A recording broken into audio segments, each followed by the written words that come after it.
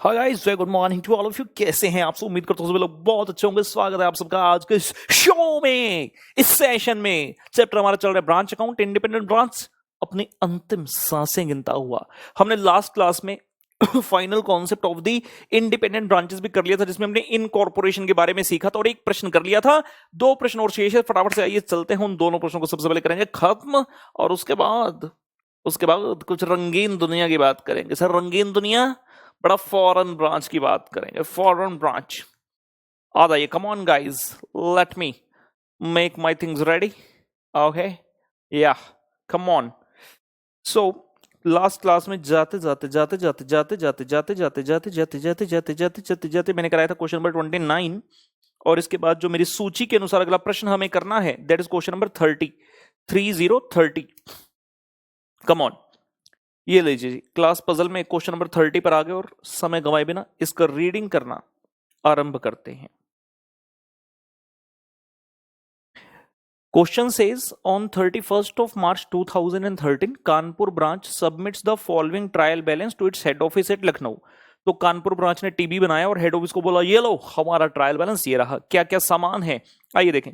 Furniture equipment पड़ा है, depreciation and furniture है, depreciation on furniture, salaries, rent, advertising, telephone, sundry office, ये PNL के सारे खर्चे आ गए। फिर कहता stock on 1 April, opening stock हो गया, goods received from head office हो गया, debtors cash at bank, cash in hand ये दोनों एसेट्स हो गए, कैरेज इनवर्ड आपका डायरेक्ट एक्सपेंस हो गया ट्रेडिंग अकाउंट वाला। क्रेडिट बैलेंस में गए तो आउटस्टैंडिंग एक्सपेंस पहले से ही ट्रायल बैलेंस में पड़ा है, ओके, मतलब एंट्री हो चुकी है। Goods return to HO 5, sales है 360 और हेड ऑफिस का बैलेंस है 80। क्रेडिट बैलेंस ब्रांच की बुक्स में ऑब्वियसली हेड ऑफिस का क्रेडिट बैलेंस होगा, और स्टार्टिंग में बताया था रुपी इन लैख है, ये सारे फिगर्स रुपी इन लैख है। एडिशनल इंफॉर्मेशन बेटा क्वेश्चन कहता है stock on 31st March 13 was valued at rupee 62 lakh, मतलब क्लोजिंग स्टॉक बता रहे हैं। 29th March को HO dispatched goods costing 10 lakh to its branch, but branch did not receive this goods before 1 April. तो 31st March को क्या पोजीशन है, these are the goods in transit, तो ब्रांच एंट्री करेगी goods in transit to HO account.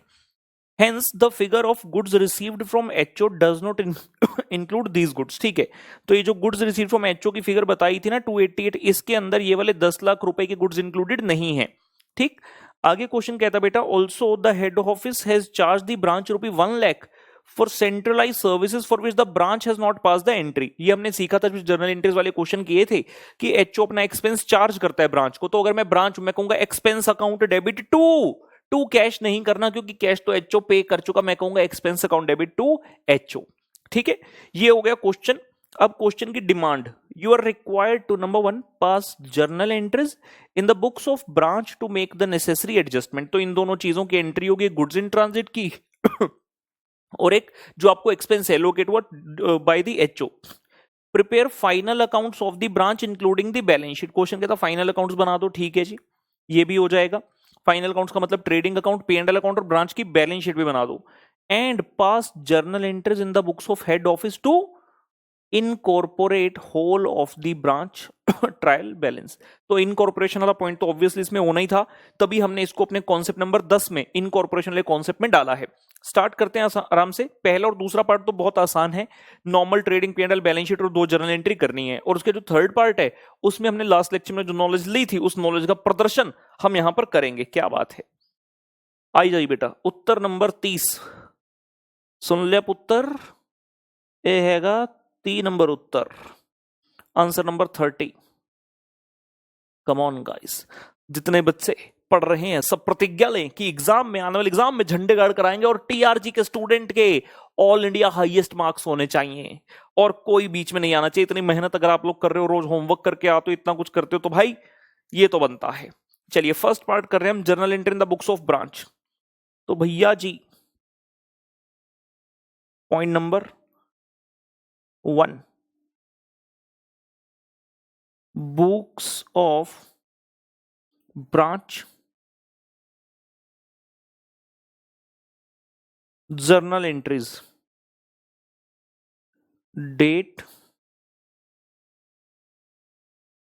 Particulars,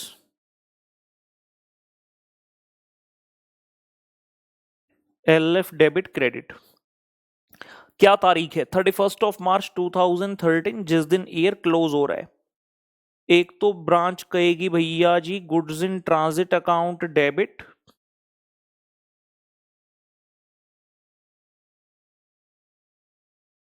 to head office account. Goods in transit to head office, कितने रुपए goods in transit है?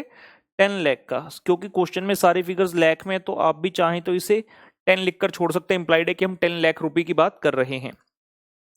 एक तो बेटा ये वाली एंट्री है। और क्वेश्चन ने कहा कि एक सेंट्रलाइज सर्विस का एक्सपेंस है जो कि एचओ ने चार्ज किया, but branch has not passed the entry. तो ब्रांच कहेगी centralised service expense account debit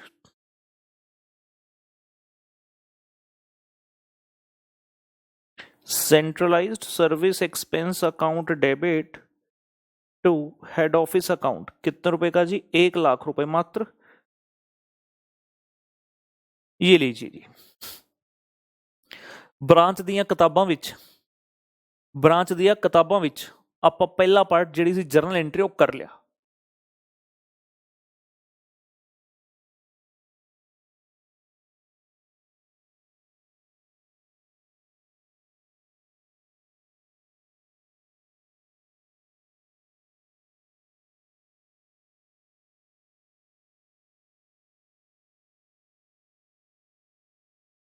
ठीक है बेटा, जर्नल एंट्रीज हो गई। क्वेश्चन ने उसके बाद आपको क्या बोला, देखिए ध्यान से, prepare final accounts of the branch including balance sheet.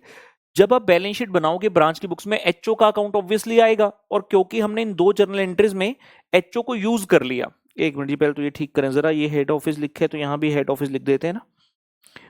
HO account को यहां पे यूज कर लिया, जिसके कारण एचओ का बैलेंस बदल जाएगा। तो हम इसके साथ ही क्या करते हैं, हेड ऑफिस अकाउंट बना लेते हैं पहले, उसके बाद फाइनल अकाउंट्स पर जाएंगे।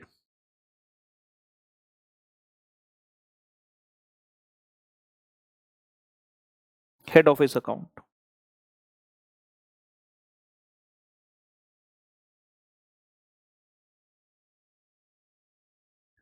Particulars amount, particulars and amount. Question में क्रेडिट बैलेंस दिया हुआ है हेड ऑफिस का 80, तो हेड ऑफिस अकाउंट में आ गया जी by balance brought down 80।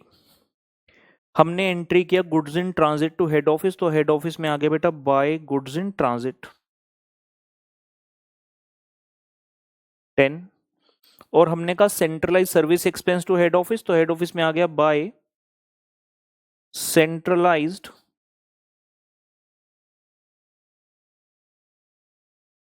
Service expense 1। और ये अपना बैलेंसिंग फिगर हो गया टू बैलेंस कैरिड डाउन, मतलब नया बैलेंस जो है हेड ऑफिस का जो हम बैलेंस शीट में लेके जाएंगे दैट विल बी दिस। क्योंकि क्वेश्चन ने ब्रांच की बैलेंस शीट पूछी है, तो ब्रांच की बैलेंस शीट में एचओ का अकाउंट आएगा। 91 टोटल है। और क्योंकि इसका बैलेंस जो है वो क्रेडिट बैलेंस है, तो मैं यहां पर ब्रॉड डाउन करके भी दिखा देता हूं, बाय बैलेंस ब्रॉड डाउन, मतलब लाइबिलिटी साइड पर जाएगा, क्रेडिट बैलेंस है। नोट कर लीजिए यहां तक।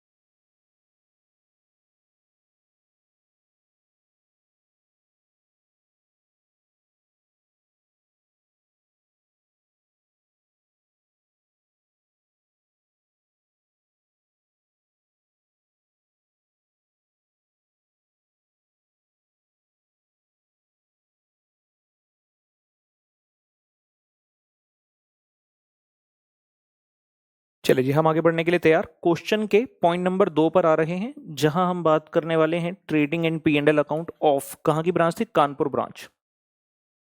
प्रिपेयर फाइनल अकाउंट, ठीक है जी, बिल्कुल। Trading and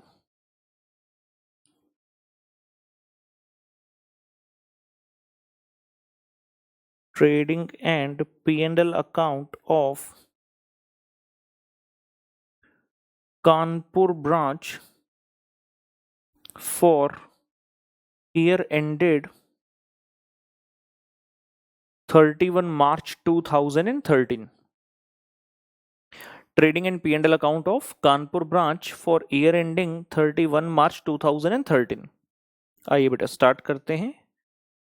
particulars, amount, particulars and amount. Trial balance में आ जाते हैं स्टार्टिंग से। फर्नीचर एंड इक्विपमेंट, उसके डेप्रिसिएशन ऑन फर्नीचर दिया। डेप्रिसिएशन अगर ट्रायल बैलेंस के अंदर, इसका मतलब डेप्रिसिएशन की एंट्री डल चुकी है, डेप्रिसिएशन टू एसेट, तो हमें P&L में लेकर इसको जाना होगा। Salaries, rent, advertising, telephone, sundry office, ये सारे P&L के खर्चे, यहां इनका कोई काम नहीं ट्रेडिंग में। स्टॉक ऑन 1 अप्रैल 2012 दिखता है मित्रों। अच्छा चलो, to opening stock,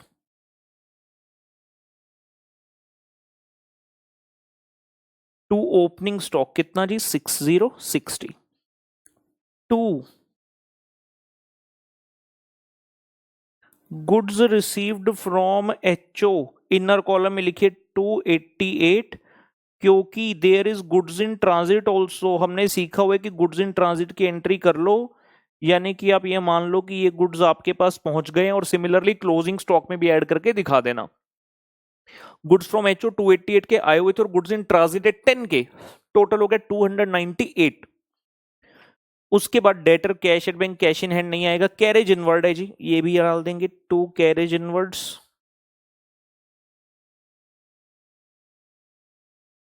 2 carriage inwards 7। उसके बाद क्रेडिट बैलेंसेस में आउटस्टैंडिंग एक्सपेंसेस यहां नहीं आएगा। गुड्स रिटर्न्ड टू HO बिल्कुल आएगा, by goods returned to HO, चाहे आप डेबिट साइड से माइनस करके दिखा दो या क्रेडिट साइड पर दिखा दो। 5 goods return to HO 5। Sales 360 by sales 360, और क्वेश्चन में क्लोजिंग स्टॉक दिया आपको एडिशनल इंफॉर्मेशन में 62 lakh. So we will say by closing stock 62, और प्लस कर दीजिए गुड्स इन ट्रांजिट 10, ये हो गया जी 72। तो ये आपका ट्रेडिंग अकाउंट यहां तक आकर खत्म हुआ। इसे हम बैलेंस करेंगे और ग्रॉस प्रॉफिट बैलेंसिंग फिगर निकाल लेंगे। टोटल किया जाए 5 plus 360 plus 72, so it becomes 437 minus 60, 298 and 7, ये आगे बैलेंसिंग फिगर बेटा 72। so as all the figures are in lakh, so it means the gross profit is 72 lakh रुपए, 72 लाख रुपए का ग्रॉस प्रॉफिट आ गया। इस ग्रॉस प्रॉफिट को ब्रॉड डाउन किया और आगे बढ़े P&L में खर्चे लिखने के लिए। सबसे पहले डेप्रिसिएशन ऑन फर्नीचर दिखा, to depreciation on furniture 2,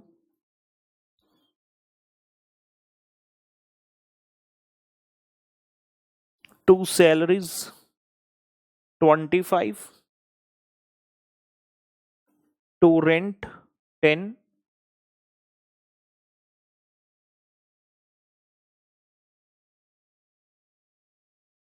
to advertising 6,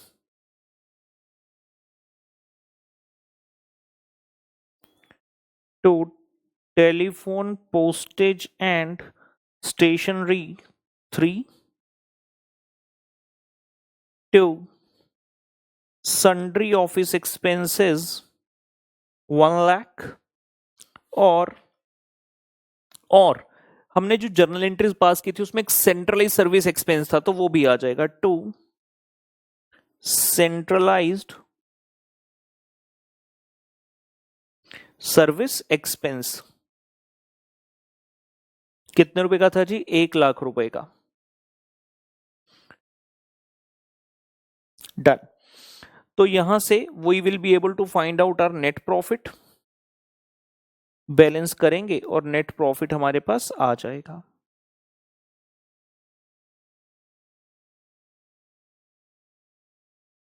total हो गया जी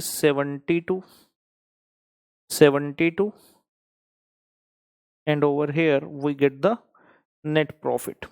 25 तो 27 ते 10 37 43 3 46 47 48 ते रह गई नेट प्रॉफिट 24। यहां तक पहुंचिए।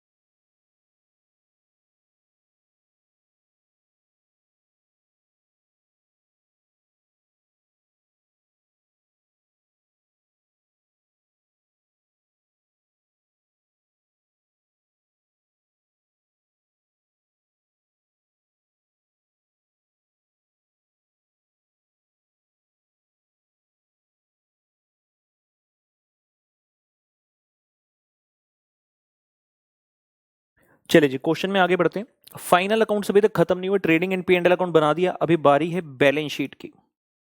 सो balance sheet of Kanpur branch,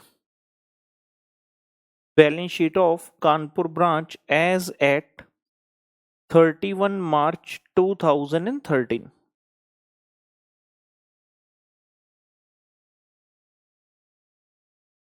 liabilities, amount, assets and amount.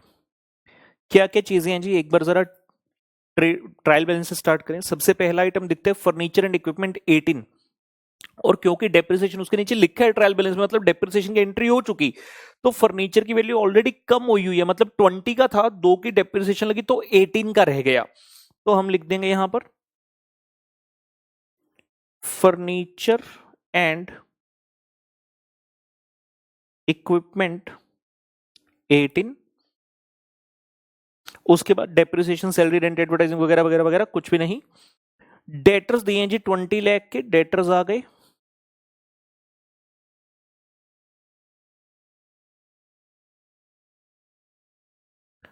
Cash at bank hand in hand लिया है। Cash at bank and in hand is 8। Credit balances में गए तो एक आउटस्टैंडिंग एक्सपेंसेस लिखा है। Outstanding expenses given 3। Goods return to HO का यहां काम नहीं, सेल्स का यहां काम नहीं, हेड ऑफिस। हमने हेड ऑफिस का अकाउंट बनाया था, इफ यू रिमेंबर, ये लीजिए हेड ऑफिस का अकाउंट बनाया था और वहां से अपडेटेड बैलेंस निकाला कि भाई 80 तो पुराना बैलेंस है, 91 इज द न्यू बैलेंस। तो हेड ऑफिस के सामने आ गया 91। और एक आपने अभी भी क्या किया, P&L बनाया, नेट प्रॉफिट जो बनाया, तो यहां पे नेट प्रॉफिट्स भी लिख सकते हो, P&L अकाउंट भी लिख सकते हो 24 का। और एक आइटम दिया था क्लोजिंग स्टॉक, एडिशनल इंफॉर्मेशन पर भी पहुंच गए। स्टॉक कितना दिया 62, लेकिन हमें पता है 72 है। स्टॉक 72 ब्रैकेट में लिखना चाहो लिख दो, including 10 lakh goods in transit.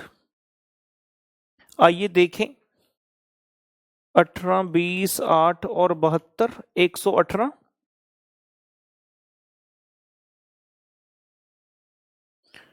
So we are getting the total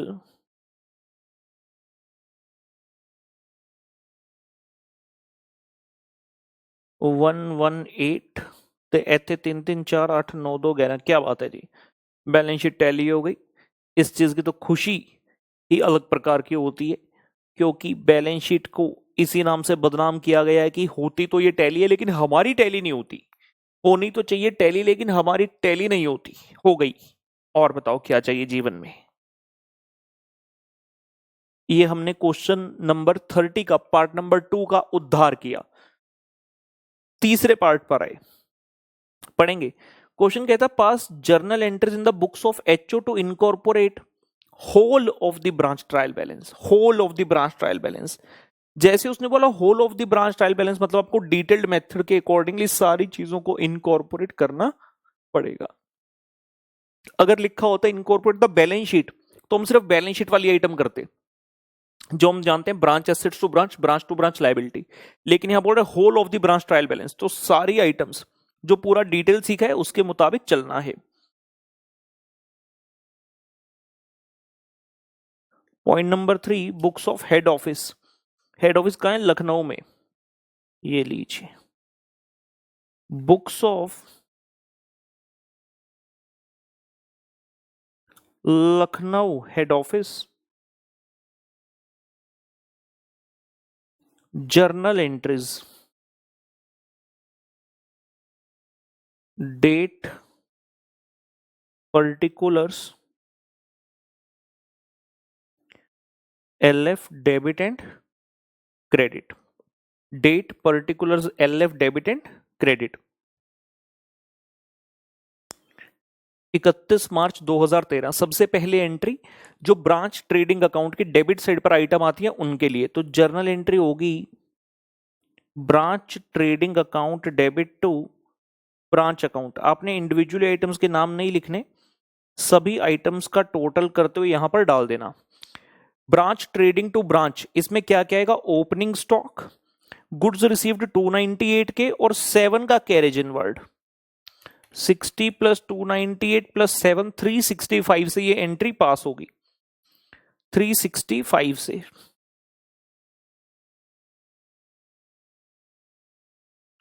bracket में हम बता देंगे लिखकर कि हमने किया क्या है। एक तो ओपनिंग स्टॉक लिया कितने रुपए का, 60।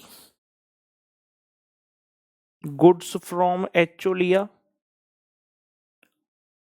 298 और कैरेज इनवर्ड लिया कितने का, 7 का। ये ब्रांच ट्रेडिंग टू ब्रांच किया, जो भी आइटम्स ब्रांच ट्रेडिंग अकाउंट के डेबिट साइड पर है उनके लिए हमने ये एंट्री पास किया। Branch trading account debit to branch account. उसके बाद क्रेडिट साइड वाली आइटम के लिए branch account debit to branch account debit to branch trading account. Branch trading के क्रेडिट साइड पर आपने क्या क्या लिखा था, एक तो था goods returned to HO, goods returned to HO 5, sales थी कितनी 360, और बेटा क्लोजिंग स्टॉक 62 प्लस 10 हमने किया था 72। ये लीजिए 360 plus 5 plus 72 437 437 branch to branch trading, branch to branch trading हो गया। आगे ट्रेडिंग अकाउंट का डेबिट साइड क्रेडिट साइड दोनों डाल दिया। नेक्स्ट आइटम क्या आने वाली है, जीपी। ट्रेडिंग अकाउंट में डेबिट साइड पर आता है जीपी, जिसे हम पी एंड एल में भेजते हैं। तो जर्नल एंट्री क्या बनी, branch trading account debit, branch trading account debit to branch P and L account. यानी कि जो ग्रॉस प्रॉफिट आया उसे हमने ट्रेडिंग से पी एंड एल में भेज दिया। कितने का था जाकर देखेंगे, 72 का। So this entry we are passing for gross profit of 72. This entry we are passing for gross profit of rupees 72 lakh.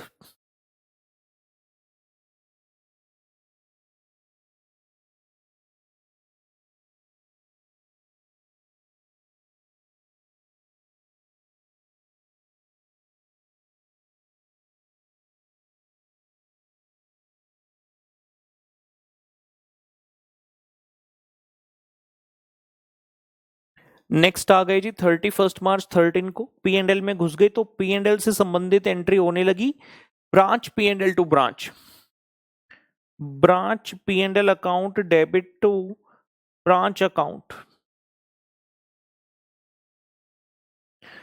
इसमें क्या क्या चीजें थी, ब्रैकेट में लिख दो, all indirect expenses in P and L, अलग से लिखने की जरूरत नहीं है, all indirect expenses of P and L account. ये लीजिए कितने रुपए के थे, पी एंड एल अकाउंट में चलते हैं और यहां से देख कर आते हैं। We are talking about this thing. 25 2 37 10, 25 2 27 10 37 43 3 46 47 1 48 48 48 48 lakh रुपए से बेटा ये वाली एंट्री पास हुई, branch P and L to branch. और आपका फाइनल प्रॉफिट आ गया, फाइनल प्रॉफिट आ गया जिसके लिए हम कहेंगे branch P and L account debit. ये सारी एंट्री मैंने लिखवाई थी आपको लास्ट क्लास में, branch P and L account debit to general P and L account. ये लो जी प्रॉफिट का ट्रांसफर हो गया, branch P and L to general P and L account. ये हमारा पूरा P and L, trading account, P and L account और प्रॉफिट का ट्रांसफर हो गया। इनकॉर्पोरेशन में हमारा सिर्फ बैलेंस शीट रहता है। इसके ब्रैकेट में लिख दें ये किस लिए हुआ, फॉर नेट प्रॉफिट।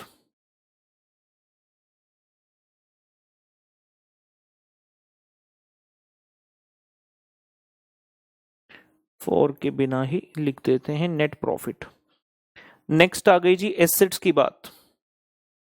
एंट्री होती है branch assets to branch account. तो क्या क्या एसेट्स के नाम है, सबसे पहला बैलेंस शीट की एसेट साइड देखिए, सबसे पहली आइटम लिखी थी हमने ब्रांच फर्नीचर एंड इक्विपमेंट, कितने रुपए का लिखा था 18। Then branch debtors, then branch debtors बेटा कितने के 20। Branch cash at bank and in hand, इन सब के आगे एसी एसी लगा दो जी, मतलब अकाउंट अकाउंट लगा दीजिए 8। And there was one branch stock also, there was one branch stock also. Branch assets account debit to branch account जी। ब्रांच स्टॉक किन्ने दा सी 72, 72 ते 8 80 ते 20 100 ते 18 118। ये लो ब्रांच एसेट्स टू ब्रांच 118, जितने भी एसेट साइड पर एसेट्स हैं उन सबको हमने ट्रांसफर कर दिया, इनकॉर्पोरेट कर दिया।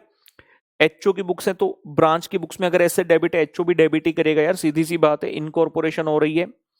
31 मार्च 13 को ब्रांच एसेट्स टू ब्रांच का एंट्री भी डन किया। उसके बाद ब्रांच टू ब्रांच लायबिलिटीज होगा, branch account debit to outstanding expenses account. कितना था आउटस्टैंडिंग एक्सपेंस, देखिए 3 का। अब देखा जाए तो 3 लायबिलिटी है, होना चाहिए 2 पी एंड एल भी, लेकिन याद रहे पी एंड एल जब आपने पूरा ट्रायल बैलेंस इनकॉर्पोरेट किया तो पी एंड एल ऑटोमेटिकली ऊपर इनकॉर्पोरेट हो चुका है, आपको अलग से नहीं करना, आपको अलग से एंट्री नहीं करनी है उसकी, पी एंड एल की। और जो ये वाला अकाउंट होता है एचओ अकाउंट, इसके लिए तो हमने सीखा है, इसको तो करना ही नहीं है क्योंकि हमारा ये अकाउंट लास्ट में टैली होगा। कल भी हमने क्वेश्चन में ऐसा किया था। तो ब्रांच टू आउटस्टैंडिंग एक्सपेंस और ये एंट्री यहां पर खत्म हो गई 3। अगर बता आपने सिर्फ बैलेंस शीट इनकॉर्पोरेट करनी होती तो branch to outstanding expense 2 P and L आता, लेकिन क्योंकि पी एंड एल हम ऊपर कर चुके हैं अलग से ट्रांसफर, तो यहां ऑटोमेटिकली रिफ्लेक्ट हो गया, आपको अलग से करके दिखाने की आवश्यकता नहीं है। और इसे मैं वेरीफाई भी करवा दूंगा for verification.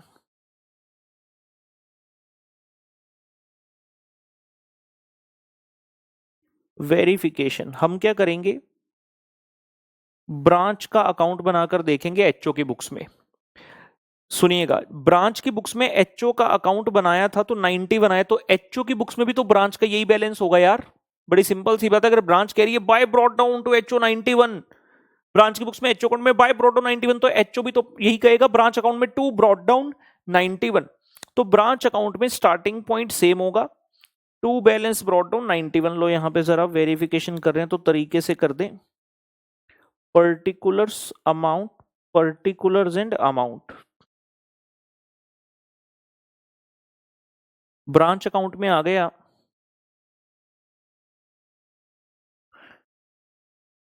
To balance brought down 91।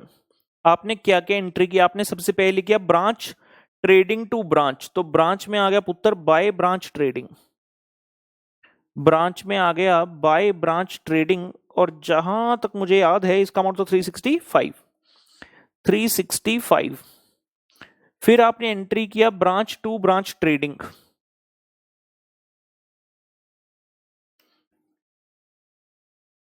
फिर आपने एंट्री किया branch account to branch trading, 437 हो गया। फिर आपने branch trading to branch P and L किया, उसमें ब्रांच वर्ड नहीं आया। फिर आपने किया branch P and L to branch, तो ब्रांच अकाउंट में आ गया by branch P and L. जो एंट्री की है मैं सिर्फ उन्हें पोस्ट कर रहा हूं, nothing else I am doing. 48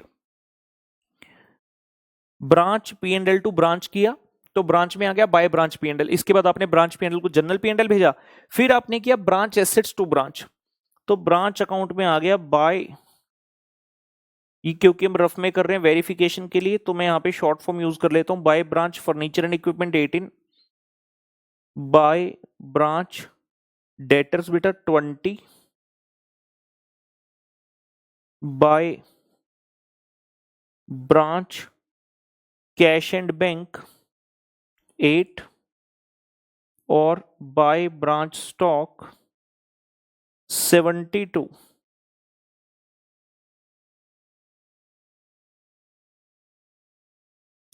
and over here 2 last entry किया branch to branch outstanding expenses, यहां पर ब्रांच वर्ड लिख लेंगे, मिस हो गया, branch to branch outstanding expenses account, branch to branch outstanding expenses 3।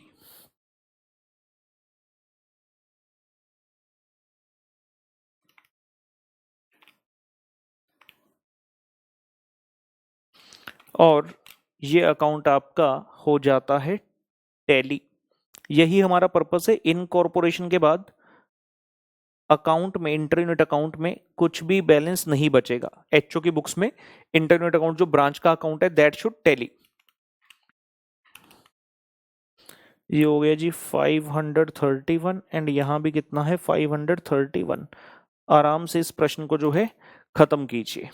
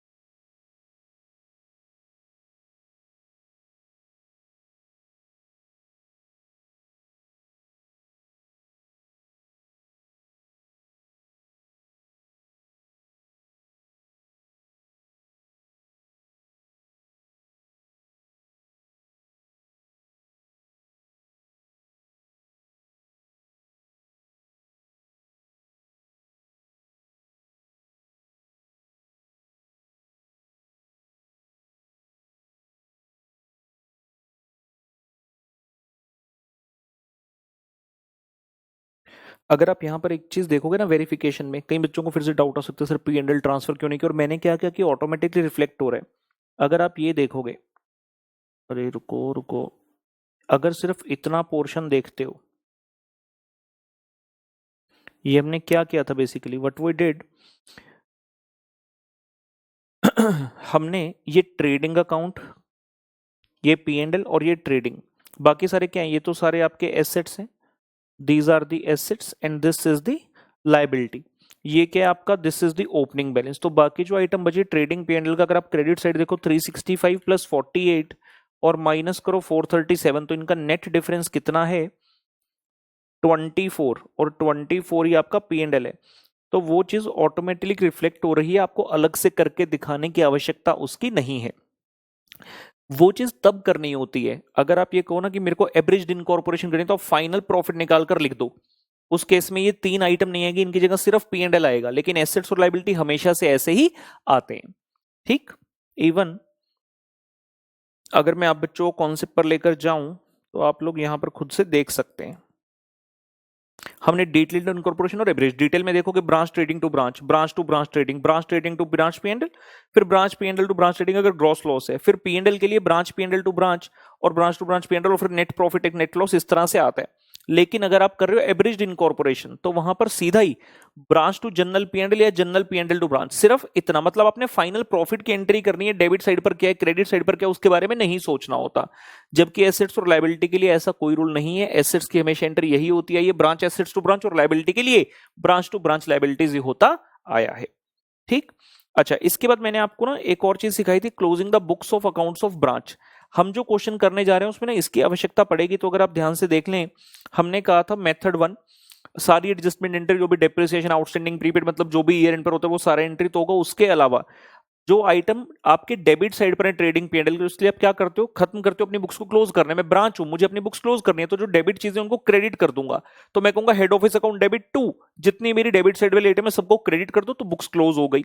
Similarly जो क्रेडिट साइड वाली item है उनको कर दो उठाकर 2HO, और एसेट्स लाइबिलिटी के लिए सिंपल सा रूल चलता है HO टू एसेट और लाइबिलिटी टू HO, बिल्कुल डिफरेंट ऑपोजिट जो कि हम HO की बुक्स में करते हैं, बिल्कुल उसका ऑपोजिट ब्रांच अपनी बुक्स में करेगी। हम एक ऐसा क्वेश्चन करने वाले हैं जहां पर इसकी आवश्यकता हमें पड़ेगी।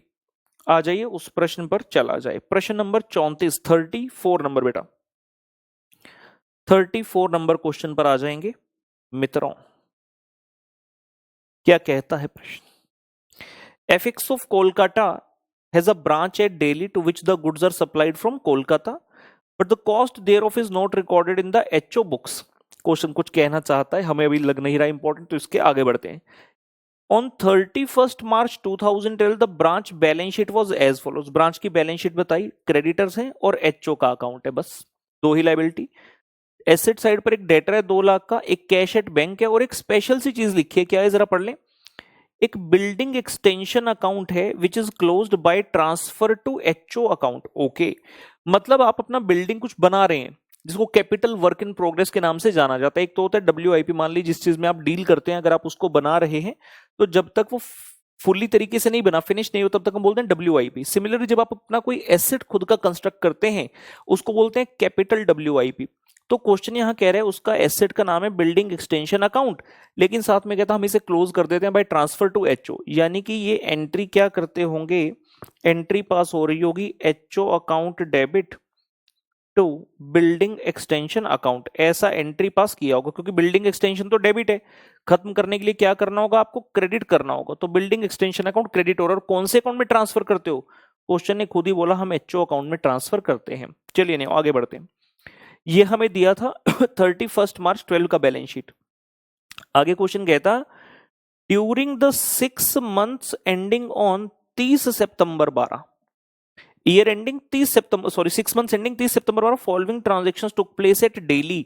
और याद रखिए दिल्ली में क्या है, ऊपर जाकर मार्क करके आओ, कोलकाता में हेड ऑफिस है, ब्रांच एट दिल्ली है। तो दिल्ली में क्या क्या हरकत हुई वो बता रहे, सेल हुई, परचेज हुई, वेजेस पे की, एक स्पेशल पॉइंट सैलरीज है, लेकिन कहते हैं इंक्लूडिंग एडवांस ऑफ रुपी 2000, आपने सैलरीज दी 6400 की 6400 की, लेकिन 2000 रुपए का उसमें एडवांस है, तो उसकी एंट्री क्या होती है, प्रीपेड एक्सपेंस टू एक्सपेंस करके इसका एंट्री करना होगा।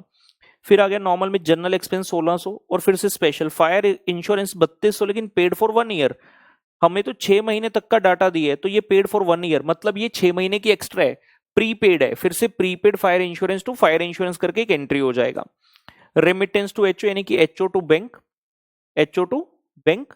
उसके बाद दे रहा है मैनेजर का salary, collection from debtor, discount allowed, building account further payment. फिर से क्या हुआ होगा, 6 महीने बाद आपने फिर से एंट्री किया, क्योंकि HO account debit to building account, इस अकाउंट को तो क्लोज ही करना है। डिस्काउंट एंड बता दिया, cash paid to creditor, cash in and cash at bank. तो 6 महीने का कुछ चीजें आपको दे दी।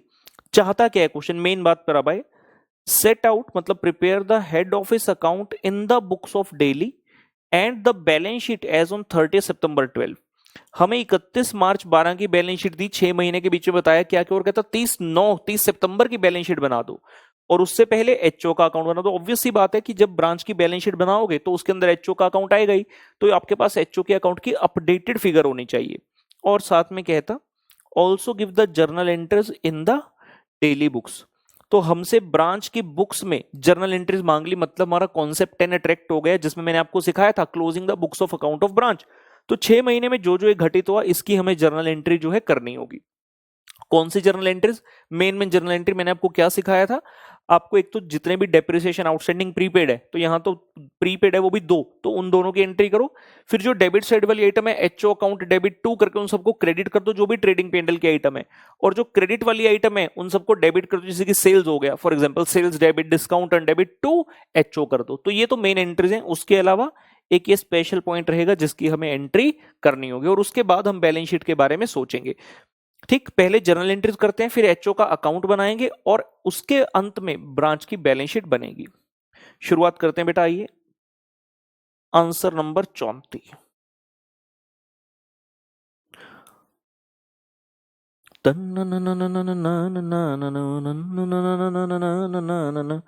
स्टाइल पे उसकी, स्माइल पे उसकी, हाय तबीयत भड़की शहर के लड़के।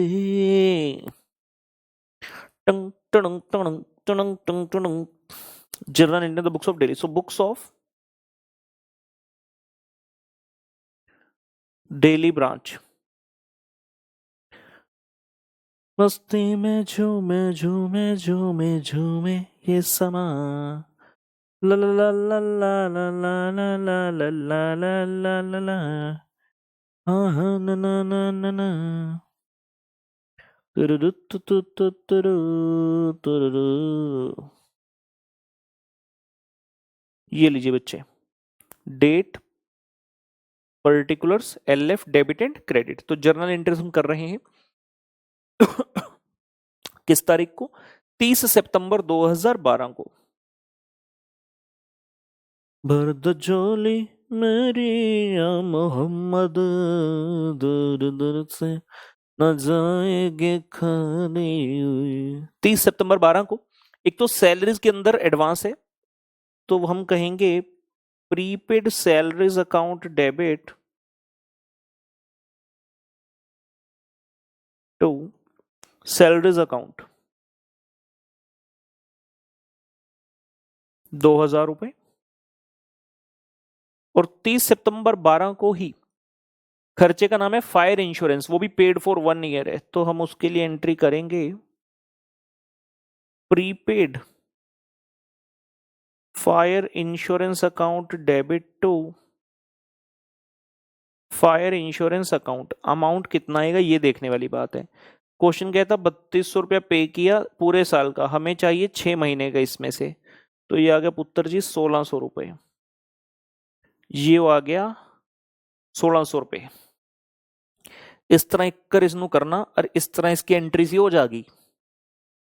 वही समझ आ गया भाई, काका बैली तो लगावे जब लिपस्टिक, हिलेला सारा डिस्ट्रिक्ट हो, जिला टॉप लागेलू। ओके, हम बुक्स क्लोज करने वाली एंट्री भी करते हैं। उससे पहले उससे पहले उससे पहले उससे पहले जो बिल्डिंग अकाउंट है, आइए उसका कार्यक्रम आयोजित करें। HO account debit to building account. Question ने खुद ही बताया कि जो भी हम बिल्डिंग के लिए पेमेंट करते हैं, एक्सटेंशन, बिल्डिंग एक्सटेंशन, उसको एचओ अकाउंट में डालकर क्लोज करते हैं। तो 4,000 रुपए से हमने अपने बिल्डिंग अकाउंट को क्लोज कर दिया। ठीक हो गया। Set out the head office account in daily books, तो हेड ऑफिस अकाउंट के लिए हम तरह तरह की चीजें करते जा रहे हैं। अब आ गई बात मेन ट्रेडिंग एंड पी&एल वाली आइटम्स की। तो पहले डेबिट साइड वाली जो आइटम्स होती हैं ट्रेडिंग पी&एल में उसकी बात करते हैं। एचओ अकाउंट डेबिट लिख के छोड़ दिया और क्रेडिट साइड पर एक एक करते हुए सारी आइटम लिखते हैं 6 महीने के दौरान जो भी हुआ। सबसे पहले दिख रहा है परचेज, सेल्स है इस एंट्री में नहीं आएगा। परचेज जो डेबिट वाली आइटम है वो सिर्फ 48,000। Wages, to wages 20,000। To salaries, ध्यान रहे 6400 नहीं लिखना, हमने यहां पर 2000 से क्रेडिट कर दिया अभी अभी, तो 6400 सैलरी का डेबिट, 2000 क्रेडिट, तो नेट कितना रह गया 4400 रुपी। डेबिट साइड की जितनी भी आइटम है सारी उठा लो जी। To general expenses, trading and P and L में जो जो डेबिट होता है सब ले आओ 1600। टू टू टू कब ये जाने की, टू फायर इंश्योरेंस 3200 का खर्चा था, लेकिन हमने अभी भी 1600 का बता दिया कि भैया प्रीपेड है, तो नेट कितना रह गया जो पी&एल में जाना है 1600 रुपए। और क्या है, manager salary, to manager salary 4800। Trade and P and L में डेबिट होने वाली आइटम। और क्या, कलेक्शन फ्रॉम डेटर का कोई काम नहीं, discount allowed, so to discount allowed 8000। Discount allowed 8000 बस, और कोई चीज नहीं है। इनका टोटल किया जाएगा 48,000, 20,000, 4400, 1600, 1600, 4800, तो 8000। ये आगे जी का total 88,400,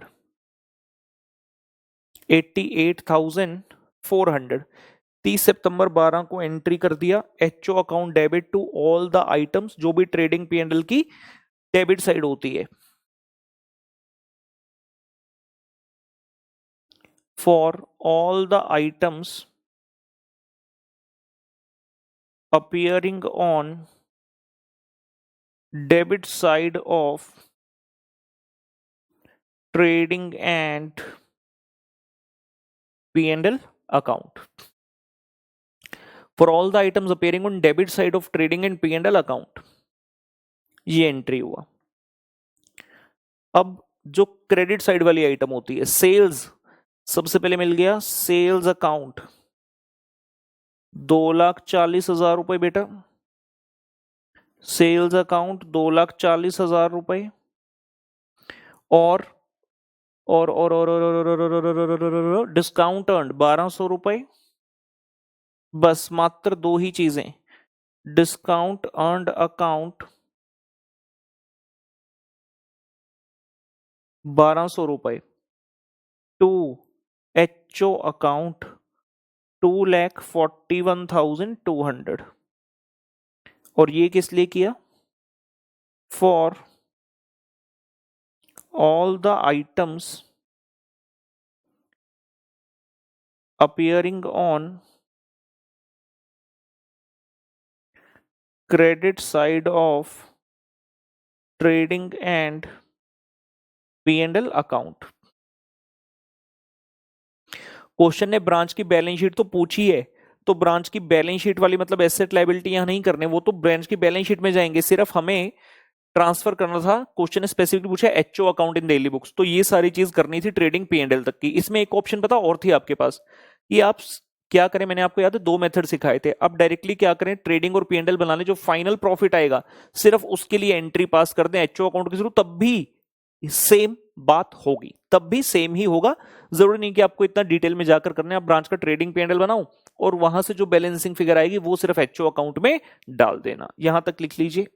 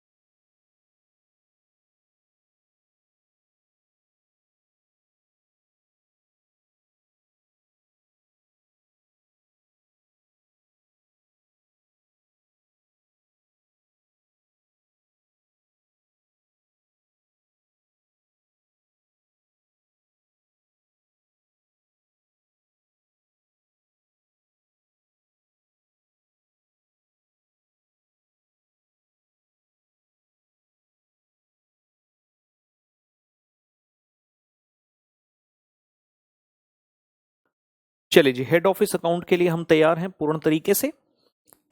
so head office account, affix of Kolkata as a branch, question कहता है हेड ऑफिस अकाउंट बना दो, तो Kolkata head office account,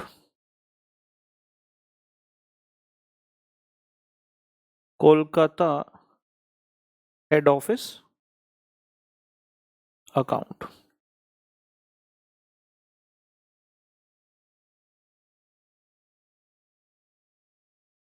particulars amount, particulars and amount. सबसे पहले हम देखें जो ओपनिंग बैलेंस शीट आपको गिवन है उसमें लाइबिलिटी साइड पर लिखा है हेड ऑफिस अकाउंट 1,68,000, मतलब ब्रांच कह रही थी 31 मार्च 2012 को कि भाई हमने तुम्हारा 1,68,000 रुपये देना था। ये समझ में आया आपने। उसके बाद एंट्री क्या की, इस कोलकाता को ब्रैकेट में रख दें, आपने जर्नल एंट्री के head office account debit to ये सब आइटम, चलिए डालिए एक एक करते हुए। टू परचेजेस 48,000, सारी चीजों को एक एक करते हुए डालना है बेटा। टू वेजेस 20,000, टू सैलरीज कितनी थी 4,400, मैं क्वेश्चन से ही देखता जा रहा हूं तो इजी है। To general expenses 1,600, to general expenses बेटा 1,600 रुपए। टू फायर इंश्योरेंस बेटा 1,600 रुपए। और क्या था हमारी एंट्री में, टू मैनेजर सैलरी, जो जो हमारी एंट्री में चीजें थी पहले उनके बारे में बातचीत कर रहे हैं, बाकी we will see later on. और टू डिस्काउंट अलाउड, जो खर्चों वाली एंट्री थी वो हमने इस प्रकार से की थी। तो सारी चीजें लिख दी हमने, सारी चीजें यहां पर लिख दी। और एक की थी क्रेडिट साइड वाली आइटम्स के लिए जर्नल एंट्री, तो sales and discount on to HO, तो एचओ में आ गया by sales and bye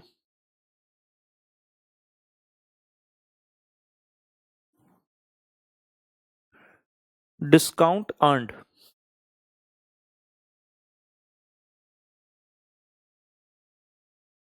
bye sales कितना रुपया, 2,40,000, और डिस्काउंट अर्नड 1,200 रुपया। ठीक है ना। मैंने आपको क्या कहा था, हमारे पास एक ऑप्शन ये भी थी कि हम डायरेक्टली ट्रेडिंग पीएनएल बनाकर सिर्फ प्रॉफिट ट्रांसफर कर दें, और आप अगर इतनी आइटम्स का नेट डिफरेंस देखोगे तो it is nothing but the net profit. 241,200 minus इन सब का टोटल क्या था, 88,400, 150 to 800, net difference is profit. ये सिर्फ आपकी नॉलेज के लिए बता दिया, एग्जाम में ऐसे काटे पाटे और ऐसी लकीरें नहीं खिंच के आने जी, तुसी ऐदा नहीं करना जिदा मैं ਤੁਹਾਨੂੰ करके दिखाया, मैं जस्ट फॉर योर नॉलेज से किया है सो दैट ਤੁਹਾਨੂੰ सारी चीज चंगी तरह समझ आती जाए। वैसे तो मैंने जब ये टॉपिक स्टार्ट किया था कॉन्सेप्ट में तभी बोल दिया था कि बिल्कुल निकम्मा निखद टॉपिक है जो कि एग्जाम पर्पस के लिए रेलिवेंट नहीं माना जाता, लेकिन हमारे मॉड्यूल में आज भी क्वेश्चन है तो हम इसको इग्नोर नहीं कर सकते, इसलिए हमने किया। अच्छा, हमने एक और एंट्री की थी आपको ये, तो एचओ टू बिल्डिंग, तो एचओ अकाउंट में लिख दिया टू बिल्डिंग अकाउंट 4,000 रुपए, एचओ टू बिल्डिंग 4,000 रुपए। उसके अलावा जो ये ट्रांजेक्शन्स दिए क्या उसमें से कोई और ऐसी चीज है जो यहां पर आएगी, एक बार देख लें। Sale, purchase, wages, salary, general expense, fire insurance, ये सब हम कर चुके। लिखा है रेमिटेंस टू एचओ, एचओ को पैसा रेमिट किया तो क्या एंट्री होती है, एचओ टू बैंक, तो एचओ टू बैंक कर दिया जी कितने रुपए, 38,400। ऑब्वियस ही बात है 31 मार्च को आपका ब्रॉड डाउन था 168, आप कह रहे थे मेरा क्रेडिटर है मैंने एचओ को इतना देना है, तो जब आपने 6 महीने के दौरान 38,400 दे दिया उसका तो एंट्री पास करोगे ना to see the updated balance. उसके बाद लिखे manager salary collection from debtor का इससे कोई लेना देना नहीं, डिस्काउंट अलाउड बिल्डिंग डिस्काउंट कर दिया, कैश पे टू क्रेडिटर यहां लेना देना नहीं, और cash in and cash in bank का क्लोजिंग बैलेंस बताया 30 सितंबर वाला। तो इतनी ही चीजें आनी थी, ये सब हमने कर दिया। इस सब के बाद अपडेटेड बैलेंस देखते हैं जी। क्रेडिट साइड का टोटल 168 प्लस 241,200 माइनस 88,400 4000 और 38,400, ये आता है टू बैलेंस कैरिड डाउन 2,78,400। अभी इसका मैं आपको समरी भी बता देता हूं कि ये बैलेंस क्या शो कर रहा है। टोटल कर दें,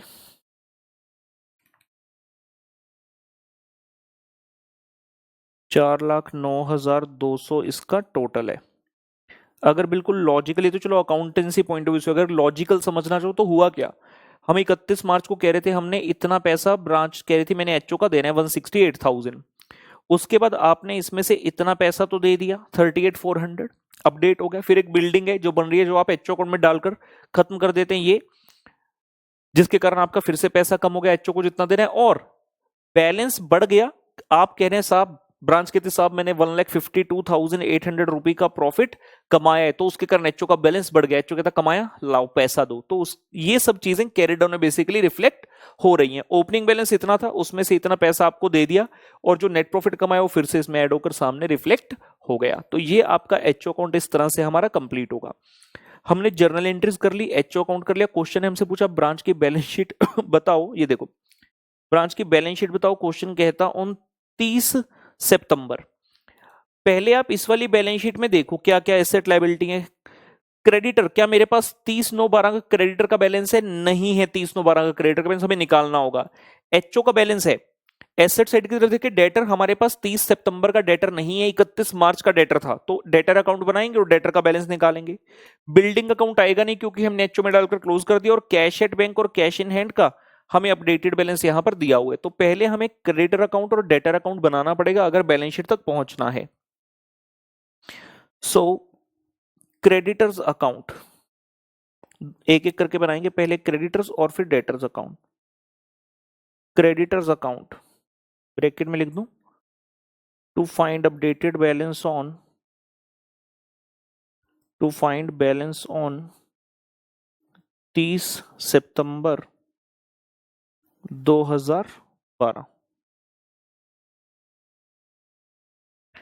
particulars amount, particulars and amount कितना था भाई? By balance brought down, opening balance है कोई 31 मार्च को कितना है? 40,000 रुपए। बाय बैलेंस ब्रॉट डाउन 40,000 रुपए। क्वेश्चन में क्या क्या डाटा है क्रेडिटर्स का? एक तो लिखा था परचेजेस, एंट्री होती है परचेज टू क्रेडिटर, तो क्रेडिटर अकाउंट में आ गया बेटा बाय परचेजेस, क्रेडिटर अकाउंट में आ गया बाय परचेजेस। उसके बाद आपको क्वेश्चन ने बताया डिस्काउंट अर्नड, तो डिस्काउंट अर्न किया, क्रेडिटर का बैलेंस कम हुआ, क्रेडिटर अकाउंट में आ गया डिस्काउंट अर्न कितने रुपए का है जी? 1,200 रुपए। और क्वेश्चन ये भी बोला कैश पेड टू क्रेडिटर, तो क्रेडिटर्स अकाउंट में आ गया to cash 60,000 rupee. creditors to cash 60,000 rupee, and we will have the updated balance as balance carried down. Total हो रही है 88,000।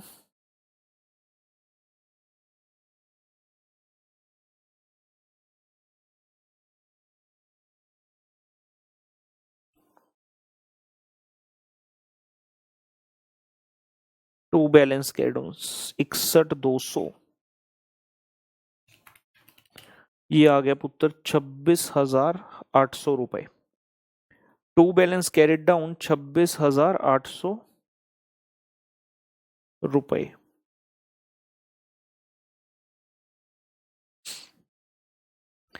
क्रेडिटर्स अकाउंट का अपडेटेड बैलेंस हमारे पास आ गया।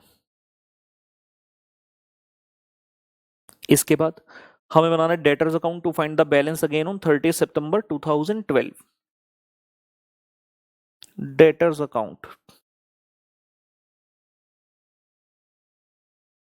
to find balance, to find balance on 30th September 2012।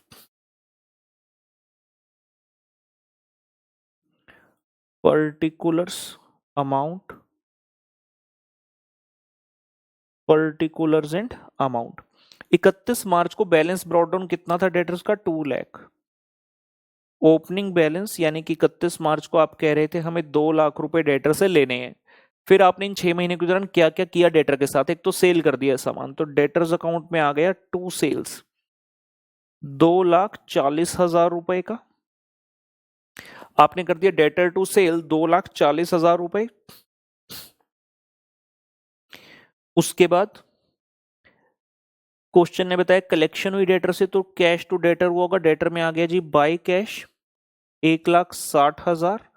और question कहते हैं एक डिस्काउंट अलाउड भी, हमें डिस्काउंट देना पड़ा तो एंट्री हुई होगी डिस्काउंट टू डेटर, तो डेटर में आ गया बाय डिस्काउंट अलाउड बेटा।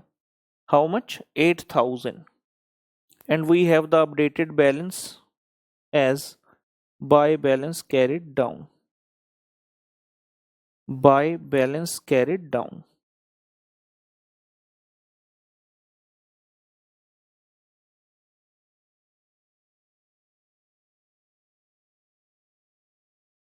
$4,40,000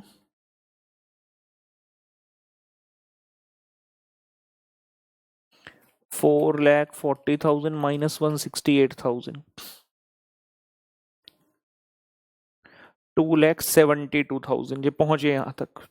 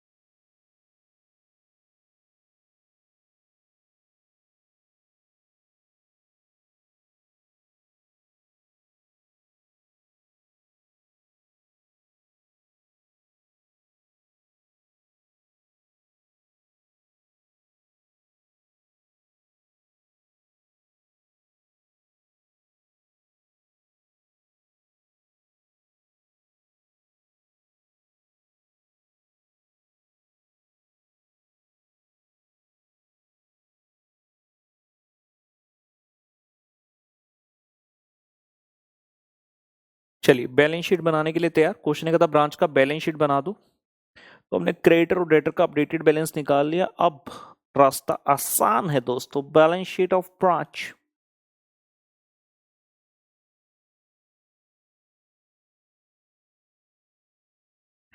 as at 30th September 2012,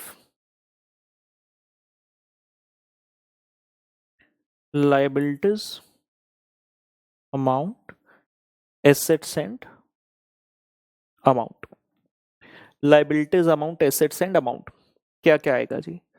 liability side की बात करें तो एक पहले ओपनिंग वाली बैलेंस शीट देख लो, वहां से हिंट मिल जाएगा। एक तो क्रेडिटर्स अकाउंट है, हमने भी क्रेडिटर्स बनाया और अपडेटेड बैलेंस निकाल लिया था कितना?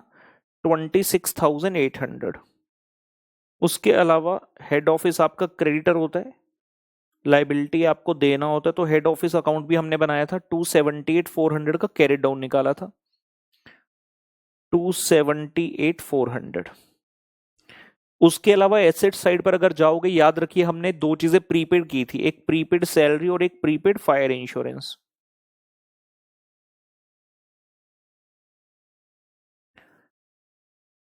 प्रीपेड सैलरी और प्रीपेड फायर इंश्योरेंस। सैलरी किया था हमने कितने का? 2,000 का क्वेश्चन में गिवन, और फायर इंश्योरेंस 1,600 रुपए का। एक तो ये दोनों आइटम आ गई।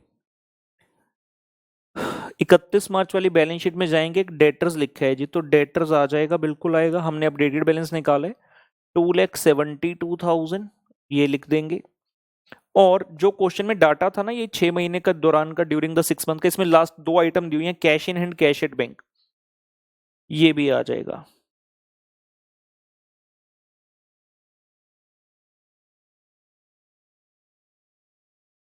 कैश इन हैंड है 1,600 रुपए और कैश एट बैंक है 28,000 रुपए।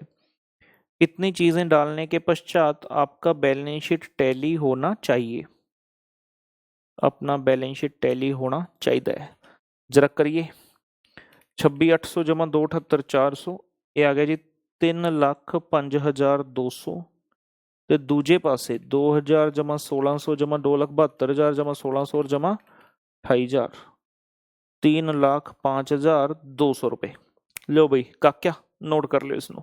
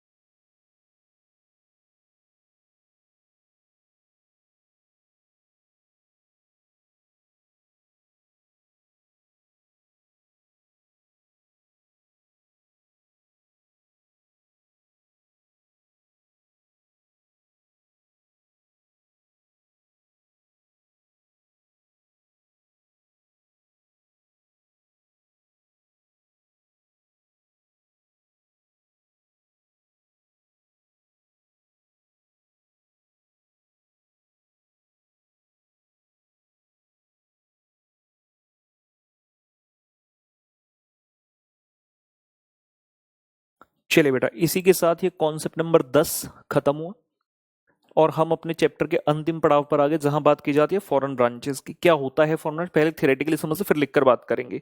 फॉरेन ब्रांच जैसा कि नाम से क्लियर होता है कि ब्रांच फॉरेन कंट्री में है, हेड ऑफिस इंडिया में है और ब्रांच दूसरी कंट्री में सिचुएटेड है। इस सिचुएशन में ब्रांच को कहा जाता है कि ब्रांच फॉरेन ब्रांच है। अब क्योंकि ब्रांच मान लेते हैं यूएस में है, यूएस सबसे आसान एग्जांपल होता है समझने के लिए और समझाने के लिए बच्चों को। तो ब्रांच मान लीजिए फॉरेन कंट्री यूएसए में मेरी ब्रांच है, तो ब्रांच अपने रिकॉर्ड्स रुपी में रखती होगी कि डॉलरों में रखती होगी? ऑब्वियसली जी ब्रांच यूएसए में तो ब्रांच डॉलरों में मेंटेन कर रही होगी। ब्रांच डॉलर्स में अपने जो अकाउंट है मेंटेन कर रही होगी, तो ब्रांच का जो ट्रायल बैलेंस है वो भी हमें उपलब्ध किस में होगा? ऑब्वियस सी बात है यार, डॉलर में मिलेगा। आराम से सुनते जाइए। पहली बात तो जो फॉरेन ब्रांच है, क्या वो डिपेंडेंट है कि इंडिपेंडेंट है? मान लीजिए पेरेंट्स अपने बच्चे को पढ़ने के लिए बाहर कब भेजते हैं? दूसरे विदेश में, दूसरे देश में। जब बच्चा बड़ा हो गया, खुद का ध्यान रख सकता है, तब उसे फॉरेन भेज दिया जाता है।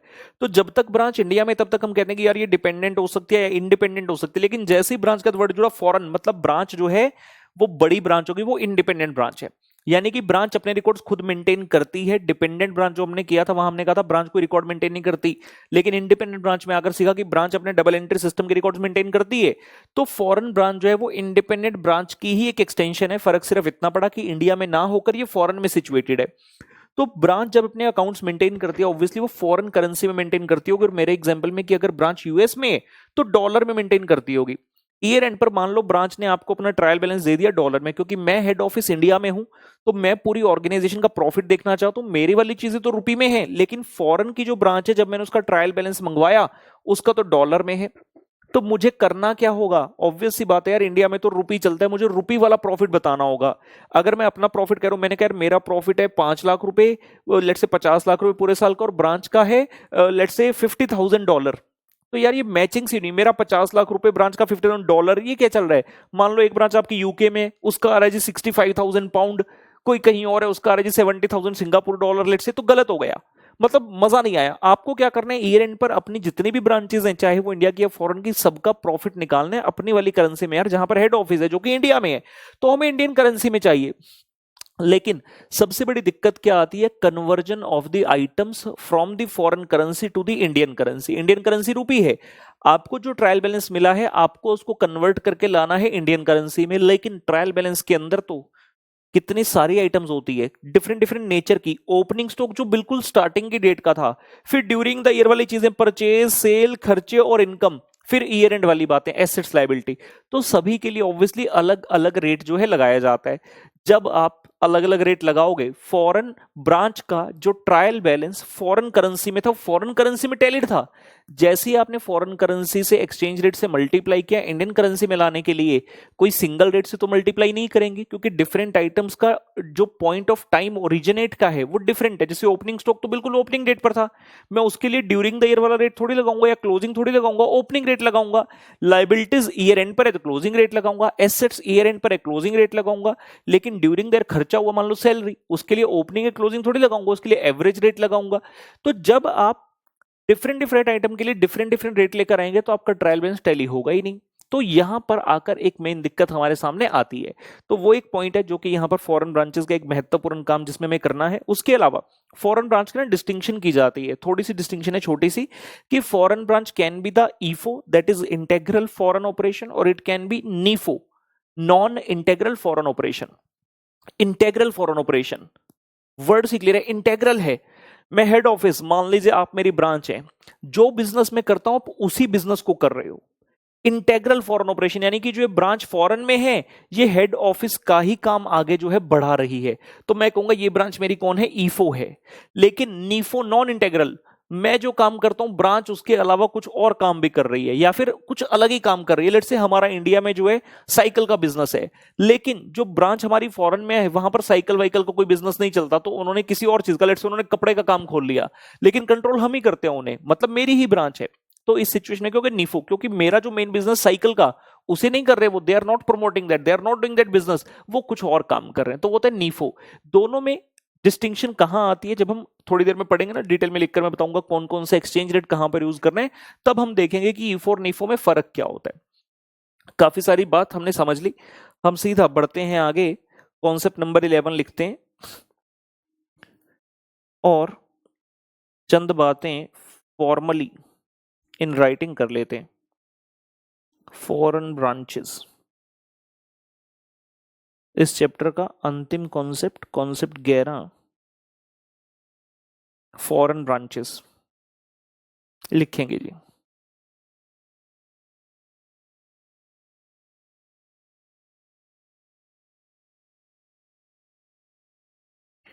When a branch when a branch is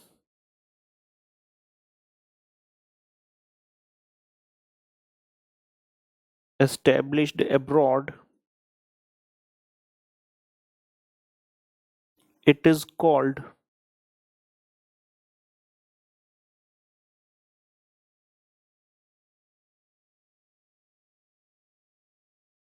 foreign branch.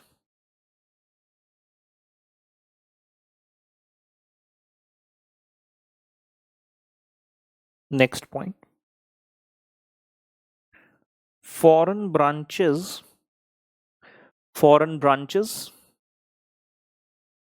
generally maintain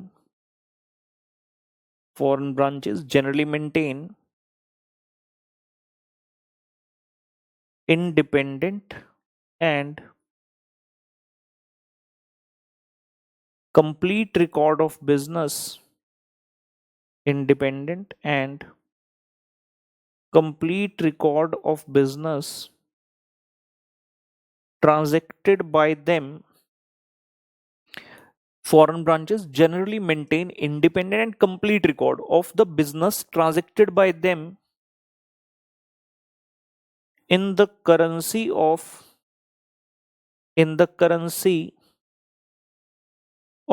the country in which they operate. मतलब जिस कंट्री में आप ऑपरेट करते हो ना, उस कंट्री की जो करेंसी है उसमें आप सारे रिकॉर्ड मेंटेन करते हो। ब्रैकेट में लिख देंगे दैट इज फॉरेन करेंसी, इसको हम फॉरेन करेंसी के नाम से बुलाएंगे।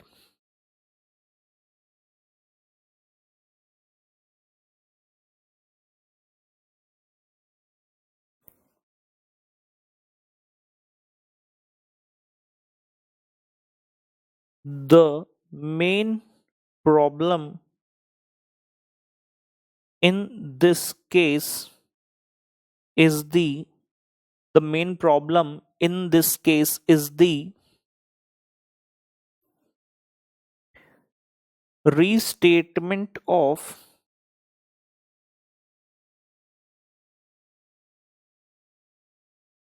Accounts from one currency to other, क्योंकि फॉरेन करेंसी में हेड ऑफिस और ब्रांच दो डिफरेंट कंट्रीज में है, तो यहां पर जब आप अकाउंट्स को एक करेंसी दूसरे में बदलोगे, ये एक मेन प्रॉब्लम जो है सामने आती है।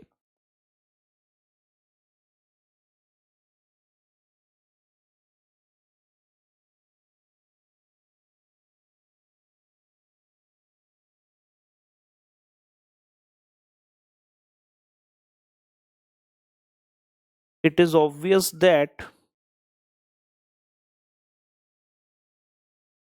it is obvious that the trial balance of branch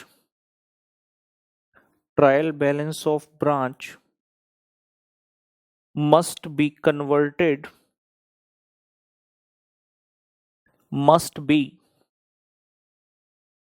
translated, word use कर लें, must be translated into the currency of head office। Obvious सी बात है, हेड ऑफिस जिस कंट्री में है, हेड ऑफिस को जो करेंसी एप्लीकेबल होती है, हमें ब्रांच के ट्रायल बैलेंस को उसी करेंसी में बदलना होगा, तभी बात आगे जो है बढ़ेगी, अदरवाइज मिसमैच हो जाएगा।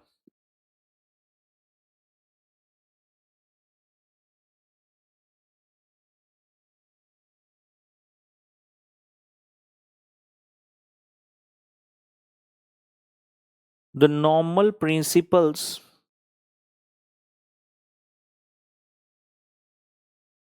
the normal principles which apply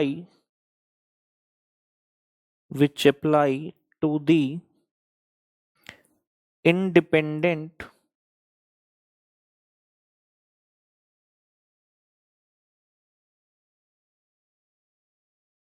the normal principles which apply to the independent inland branches also apply equally also apply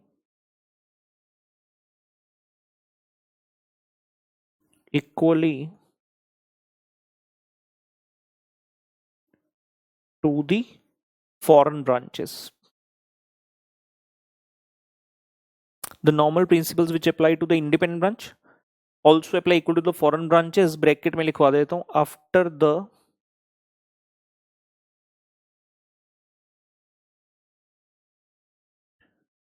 conversion of trial balance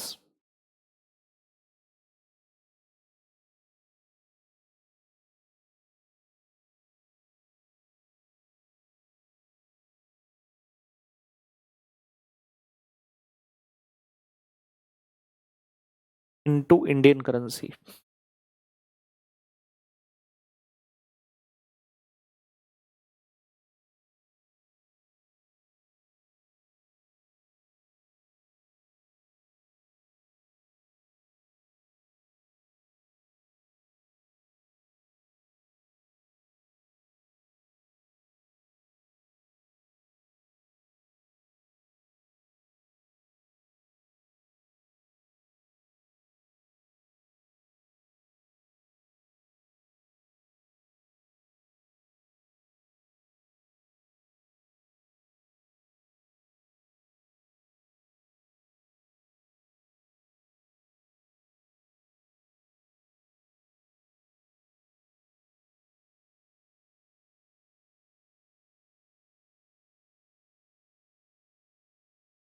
थोड़ा और इसके बाद जो है आइए बातचीत करते हैं। हमने कहा था फॉरेन ब्रांचेस जो है वो दो टाइप की होगी। यहाँ पर बेसिकली एक और चीज बताना चाहूंगा, जब हम फॉरेन ब्रांचेस की बात करते हैं, जब भी एक्सचेंज रेट की बात आती है, तो अकाउंटिंग स्टैंडर्ड नंबर 11 है, तो वो मेनली अट्रैक्ट होता है इस सिचुएशन में, ठीक है ना। तो एएस 11 के अकॉर्डिंगली आगे पढ़ते हैं।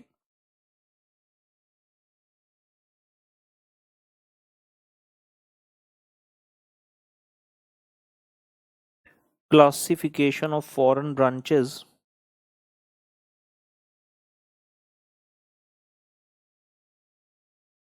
As per AS 11।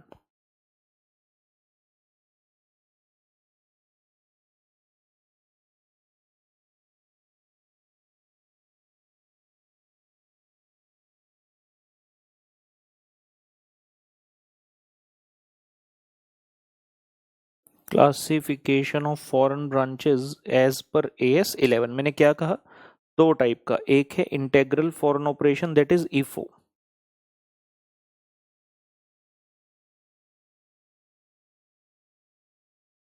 integral foreign operation, and the other is non-integral foreign operation.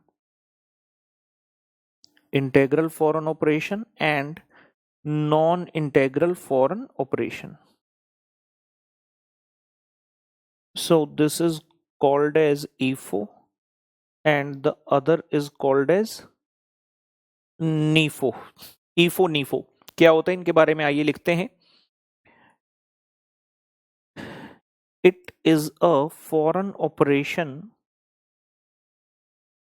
It is a foreign operation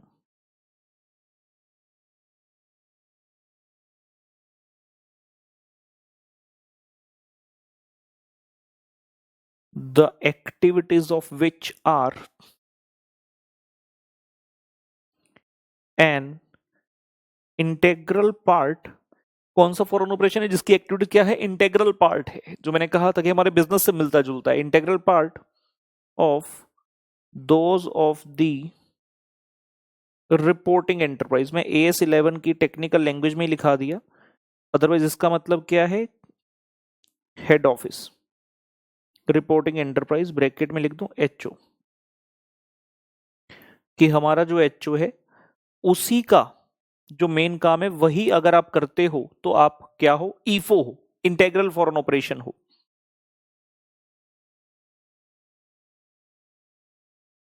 The business of IFO is the business of IFO is carried on as if it were an extension of reporting enterprise operations. Reporting enterprise कौन है, HO. As if it were an extension of reporting enterprise operation, कि हमारे operations को ही आप extend करके कर रहे हो, कंटिन्यू कर रहे हो. तो अगर ऐसा है तो आप कौन हो, IFO हो.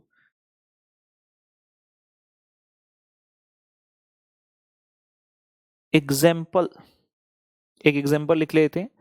Cell of goods by sale of goods by foreign operation, comma, imported from the reporting enterprise,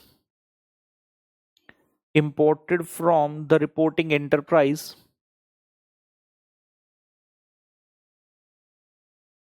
ठीक है, इतना बहुत है.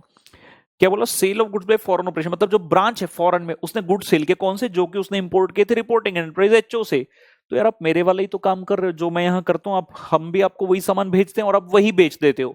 तो आप वही काम कर रहे हो जो हम करते हैं. मैंने कहा था मैं साइकिल बिजनेस में हूँ, तो मैंने ब्रांच को साइकिल ही भेज दी फॉरेन में और उन्होंने साइकिल को ही सेल कर दिया. तो आप IFO हो, इंटेग्रल फॉरेन ऑपरेशन. जो मैं करता हूँ जो मैं करता हूँ तुम भी करो जी. 1 2 का 4, 4 2 का 1, माई नेम इज लखन. ये गाना तो सुना होगा. ये गाने के बिना कोई बच्चा बड़ा नहीं होता. ए बड़ू क्या बोल रही है लात तू. आइए नॉन इंटेग्रल फॉरेन ऑपरेशन के बारे में लिखें. It is a foreign operation, it is a foreign operation which is not the integral foreign operation. तुम वो वाले फॉरेन ऑपरेशन हो जो इंटेग्रल नहीं हो. मैं इजी लैंग्वेज में करके लिखाऊंगा आगे. The business of the business of such foreign operation the business of such foreign operation is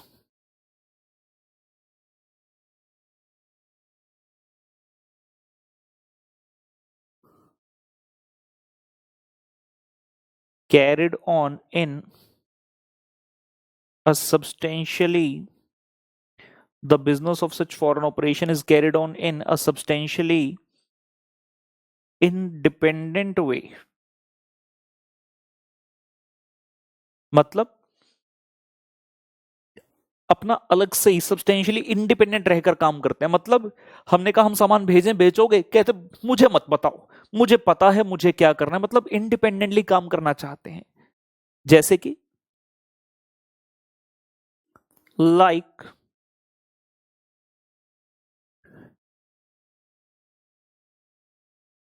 incurring expenses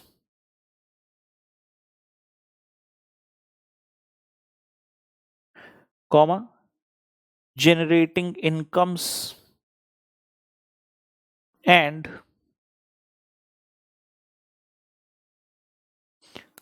arranging borrowing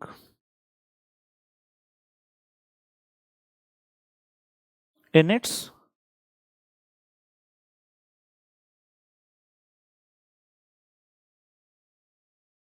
local currency मतलब जो आपकी वहां की करेंसी है फॉरेन वाली उसी में आप अपने आप बोरोइंग भी कर लेते हो खर्चे कर रहे हो इनकम जनरेट करो आपको एचओ की मदद चाहिए नहीं आप कहते मैं बड़ा हो गया भाई मुझे एचओ से मदद नहीं चाहिए एग्जाम्पल लिख लेते हैं जैसे ईफो में लिखा था एक नीफो का भी एग्जाम्पल हो जाए example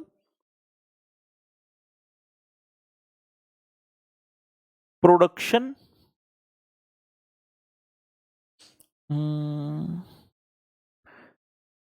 production and sale in the foreign country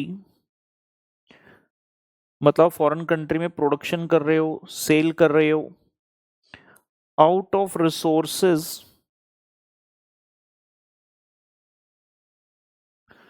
locally available in that country out of resources locally available in that country मतलब आपको यूएस में भेजा हमने हमने आपको ब्रांच बनाया यूएस में आपने क्या देखा यूएस में देखा कि यार यहाँ तो जो लोकली रिसोर्सेज अवेलेबल है ना मैं उसके हिसाब से प्रोडक्शन करूंगा उनको मैनेज करते हो और उसको सेल करूंगा हम यहाँ साइकिल बनाते थे वो यूएस में जाकर कहते हैं यहाँ कपड़े का काम बहुत अच्छा चलेगा हम कपड़े का काम करेंगे तो उन्होंने लोकली रिसोर्सेज अरेंज किए कच्चा माल कच्चा मटेरियल रॉ मटेरियल जिसको बोलते हैं वेजेस एक्सेट्रा फैक्ट्री लगाई ओवरहेड वगैरह खर्चे के वेजेस दिया वर्कर को मशीन वगैरह लगाया प्रोडक्शन के और उठाकर सेल कर दिया हम साइकिल का काम करते हैं हमारी ब्रांच जो है वो कपड़े में डील कर रही है क्या बात है ये तो नीफो है ईफो नहीं है ये ईफो है नीफो नहीं है जितनी चीजें रेलिवेंट है मैं उतनी बताऊंगा बहुत ज्यादा थियरी में भी हमको नहीं जाना है दिल मेरा चुराया क्यों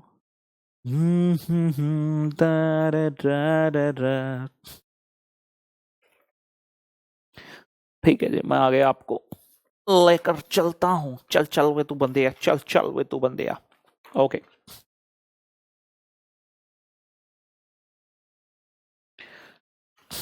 चलिए मेन बातचीत पर आते हैं जब ट्रायल बैलेंस हमारे सामने होगा फॉरेन करेंसी में तो किस किस आइटम के लिए कौन कौन सा रेट लगाना है उसके बारे में बातचीत जो है करने जा रहे हैं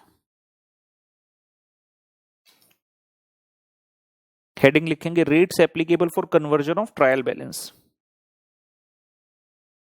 एक्सचेंज रेट्स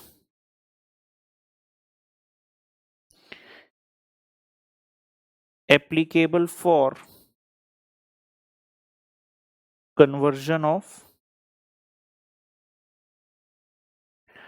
ट्रायल बैलेंस तो हम क्या करते हैं यहां पर 3 कॉलम बना लेते हैं 4 बना लेते हैं सीरियल नंबर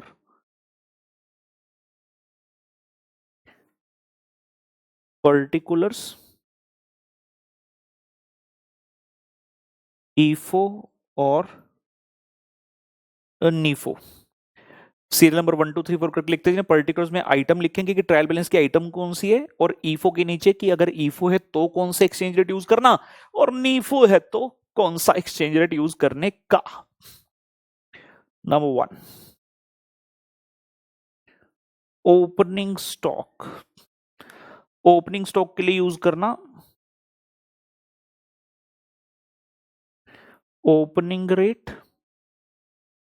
ओपनिंग रेट बड़ा ही आसान। ओपनिंग स्टॉक के लिए ओपनिंग रेट यूज कर लेना। नंबर 2,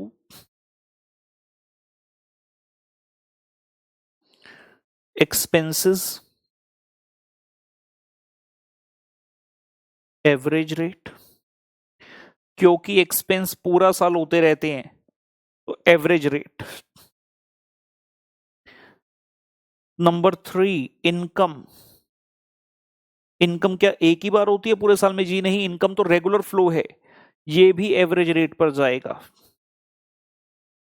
जब ट्रायल बैलेंस आपके पास पहुंचेगा उसमें लिखा होगा सेल या फिर लेट से कोई और अदर इनकम एक्सेट्रा, किस रेट पर करोगे? एवरेज रेट पर कन्वर्जन करना, average rate.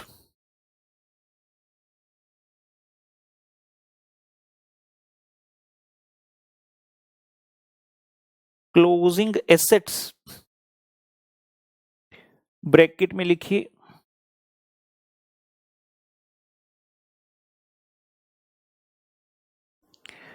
Excluding fixed assets. Fixed asset को छोड़ दो, उसका रूल अलग है।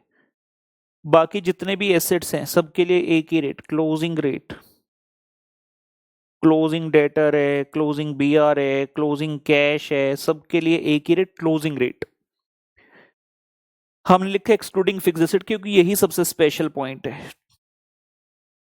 Number 5, fixed assets. Number 5, fixed assets. IFO के केस में क्या करना? ईफो के केस में लिखना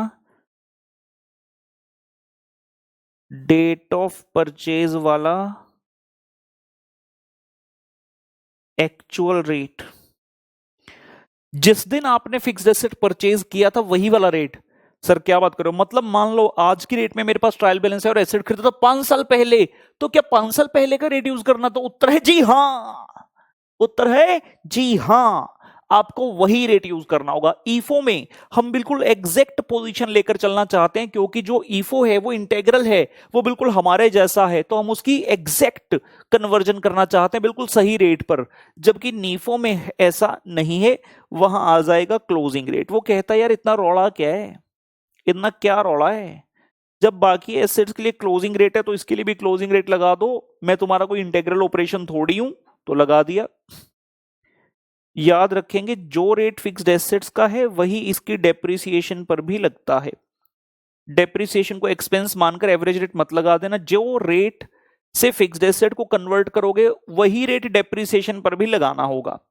मतलब ईफो के केस में एक्चुअल रेट लगेगा जो डेट ऑफ परचेज वाला था, और नीफो के केस में क्लोजिंग रेट, क्योंकि डेप्रिसिएशन का ताल्लुक फिक्स्ड एसेट के साथ है। डेप्रिसिएशन का ताल्लुक फिक्स्ड एसेट, और ये हम सारी बातें कर रहे हैं this is as per the AS number 11। लिखते जाइए मेरे साथ साथ।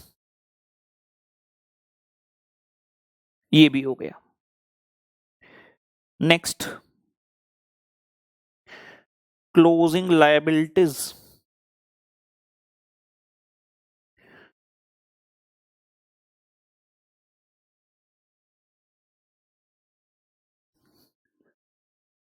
Closing rate, creditors, outstanding expenses, bills payable, तो लायबिलिटीज के लिए क्लोजिंग रेट हो गया। नेक्स्ट आते हैं goods received from HO. Goods received from HO, actual.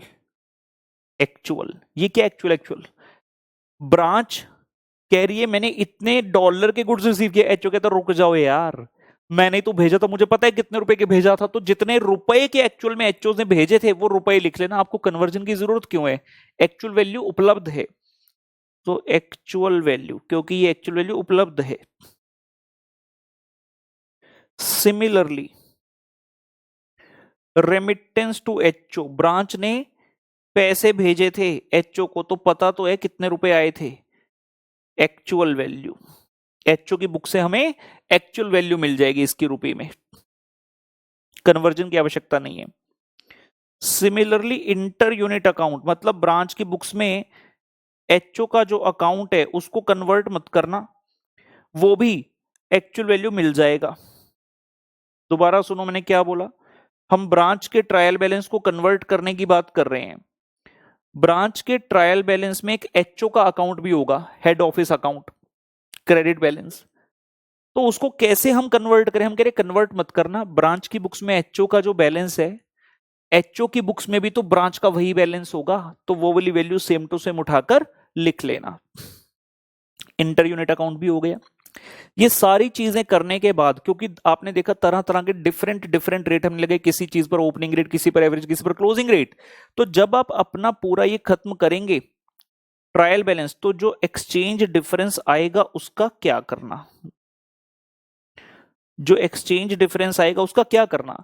ईफो में एक्सचेंज डिफरेंस अगर आया तो उसको हम डिफरेंट वे से ट्रीट करेंगे एज कंपेयर्ड विद कि अगर वो नीफो में आता तो क्या करते, क्योंकि ईफो में हम जितना ज्यादा हो सके एग्जैक्ट रेट चलने की कोशिश करें, लेकर चलने की, तो डिफरेंस आएगा नहीं, अगर आ गया तो हम उसे लेकर जाएंगे पी एंड एल अकाउंट में।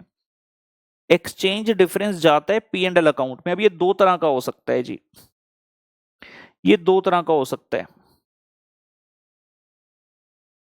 एक्सचेंज लॉस अगर आया डेबिट साइड की बैलेंसिंग फिगर,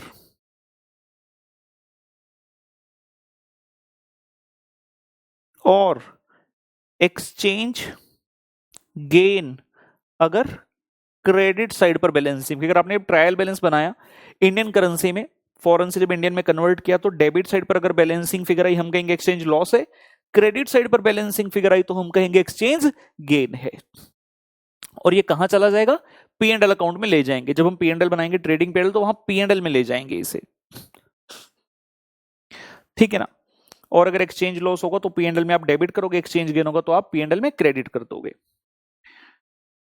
अगर आया नीफो के केस में तो इसको लिया जाता है as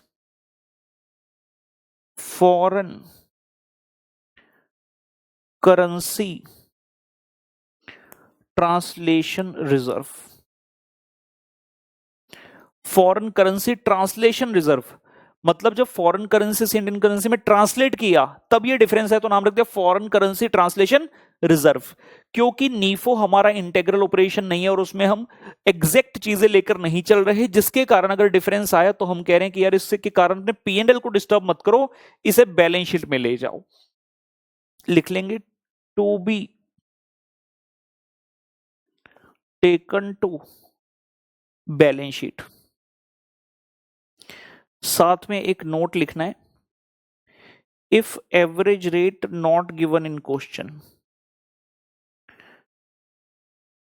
if average rate not given in question find as follows। अगर एवरेज रेट क्वेश्चन में दिया फिर तो बहुत बढ़िया, अगर नहीं दिया तो फाइंड एज फॉलोज। आपने क्या करना, आपको क्वेश्चन में ओपनिंग रेट दिया होगा और क्लोजिंग रेट भी दिया होगा पक्का पक्का, तो आप कहोगे opening rate plus closing rate divide by 2, तो ऐसा करने से आपके पास एवरेज रेट आ जाएगा। पहुंच जाइए।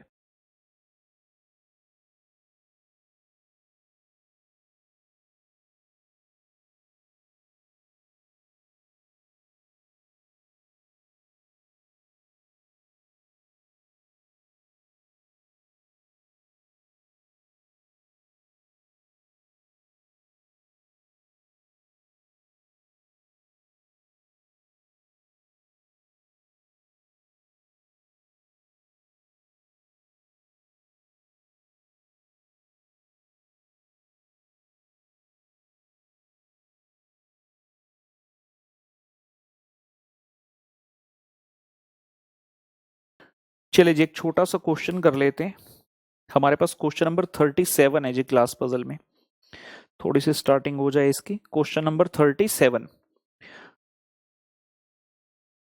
आरटीपी नवंबर 2013, आरटीपी मई 2015, आरटीपी नवंबर 2016, आरटीपी नवंबर 2017। बस लिख लो 4 बार आरटीपी में आया हुआ है। तो भाई कुछ तो है, कुछ तो है क्वेश्चन में। आइए देखें। ABC limited has head office eight Delhi, bracket में कहता है इंडिया, क्या बात है, मैं तो पता ही नहीं था, and a branch at New York USA. आपको पता है न्यूयॉर्क एक मूवी भी आई थी, ना ना ना ना ना ना ना ना ना ना ना ना ना ना ना यारो जी भर के झील पल लगता है आजकल और अपना आएगा। तो New York movie. Okay, New York branch is an very very important integral foreign operation of the ABC limited. तो क्वेश्चन ने बता दिया इंटेग्रल फॉरेन ऑपरेशन है। इंटेग्रल फॉरेन ऑपरेशन पढ़ते ही ध्यान में आना चाहिए कि भाई फिक्स्ड एसेट के लिए हमें एक्चुअल रेट लेना है जिस दिन उनको परचेज किया गया होगा, ना कि closing rate. New York branch furnishes you with its trial balance as on 31st March 2013 और additional information given thereafter. तो ये बता दिया स्टॉक है, purchase, sale, debtor, creditor, bill of exchange, sundry expense, bank balance और HO account. Rates of exchange में be taken as follows. तो 1 अप्रैल 12 यानी कि ओपनिंग रेट 40 रुपए पर डॉलर, क्लोजिंग रेट 42 रुपए प्रति डॉलर, और कहता जो एवरेज रेट है उसको मान लेना 41 रुपए प्रति डॉलर। ठीक हो गया। और हमने कहा था जो ये वाली चीज होगी इसके लिए एक्चुअल लेना है हमें। ब्रांच की बुक्स में एचओ अकाउंट दिख रहा है $540, तो हमने इसको कन्वर्ट नहीं करना, हम ये देखेंगे एचओ की बुक्स में ब्रांच का क्या बैलेंस है। तो आगे लिखता है New York branch account showed a debit balance of rupee this on 31st March 13 in the Delhi head office books and कोई भी आइटम रिको वाली पेंडिंग नहीं है। ऑब्वियस है, तभी हमने ये कहा था कि आपका बैलेंस मैच करेगा, रिको की कोई आइटम पेंडिंग नहीं होनी चाहिए। तो इसकी जगह तो 22,190 आ जाएगा। करना क्या है, you are asked to prepare the trial balance of New York branch in rupee in the books of ABC limited. तो हमें सिर्फ कन्वर्जन करके दिखानी है, नथिंग एल्स। कर देंगे। आंसर नंबर आ गया 37। Answer number 37 yo low. Books of Delhi head office, books of ABC limited Delhi head office, books of ABC limited Delhi head office. Conversion of New York branch trial balance in Indian rupee, conversion of New York branch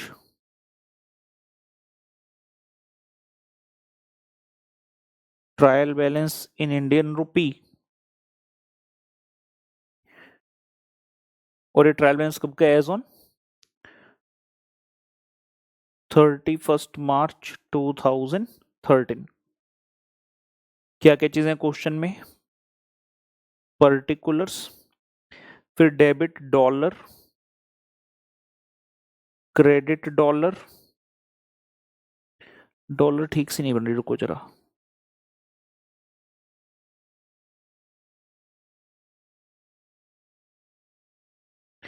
particulars, debit dollar, credit dollar, exchange rate क्या applicable है, इसको लगाने के बाद debit रूपी और credit रूपी। ठीक है, चलिए क्या क्या आइटम है। सबसे पहले बोलता स्टॉक ऑन 1 अप्रैल 2012 बेटा, कितने का है 150। फिर बोलता है परचेजेस एंड सेल्स 400 और 750। पहले तो क्वेश्चन ही कॉपी कर लेना। Then sundry debtors and creditors 200 और 150। उसके बाद आ रहा है जी बिल्स ऑफ एक्सचेंज 60 एंड 120 बेटा। Then sundry expenses 540 and dash, there is bank balance 210 and dash, and there is daily head office account $540 on the credit side। Question ने जो आइटम दिया सब हमने कॉपी किया, लिख लिया। अब हमें इसके सामने लिखना है एक्सचेंज रेट। ओपनिंग स्टॉक के लिए क्या रेट आएगा? ओपनिंग, जो कि कितना है 40। परचेजेस एंड सेल्स के लिए आएगा एवरेज रेट, जो कि है 41। डेटर क्रेडिटर के लिए closing rate which is 42। Bills of exchange closing asset liability है, फिर से closing rate. Sundry expense during the year होने वाला खर्चा, average rate that is 41। Bank balance closing rate आएगा बेटा 42 और डेली हेड ऑफिस आएगा ऑन एक्चुअल बेसिस। अगर आप ध्यान दें क्वेश्चन ने बोला तो ईफो, लेकिन ईफो कोई पर्पस सॉल्व नहीं हुआ, क्वेश्चन में फिक्स्ड एसेट है ही नहीं, तो ईफो बोलो नीफो बोलो कोई फर्क ही नहीं पड़ा यार। ठीक है, मल्टीप्लाई करते हुए वैल्यूज क्या ही मेरे पास लिखी है। डेबिट वाली 150 इंटू 40 6000, क्रेडिट में तो कुछ था ही नहीं। Purchases and sales, purchase 400 into 41 किया, वैल्यू आया 16400 डेबिट पर, और सेल्स क्रेडिट थी तो 750 इंटू 41 क्रेडिट पर आ गया 30750। डेटर्स 200 इंटू 42 8400, और 150 इंटू 42 क्रेडिटर्स 6300। बड़ी सिंपल सी बात है, जो डेबिट है डॉलर में वो रुपये में भी डेबिट ही रहेगा यार, नेचर थोड़ी चेंज हो जाएगा अकाउंट का, डेबिट से क्रेडिट, क्रेडिट से डेबिट, सिर्फ मल्टीप्लाई करते हुए अमाउंट लिखते जाना है। Bills of exchange 60 into 42 2520 debit and 5040 credit. 540 into 41 22140, 210 into 42 8820, and 540 की जगह क्या आएगा 22190। आपने कैलकुलेटर पर रफ में पहले टोटल करना दोनों साइड का, 6000 प्लस 16400 8400 2520 बाई 140 थे 8820। डेबिट साइड का टोटल आ रहा है 64280, मैंने रफ में लिख लिया। क्रेडिट साइड का भी कर लूँ 30750 6300 5040 ते बाई 190। अरे ये भी सेम आ गया, तो इस क्वेश्चन में तो डिफरेंस आया ही नहीं। अगर डिफरेंस आता, क्योंकि क्वेश्चन ने कहा ईफो है, तो हम P&L में लेकर जाते एक्सचेंज गेन या एक्सचेंज लॉस को। तो ये टोटल आ गया जी 64,280। 64,280।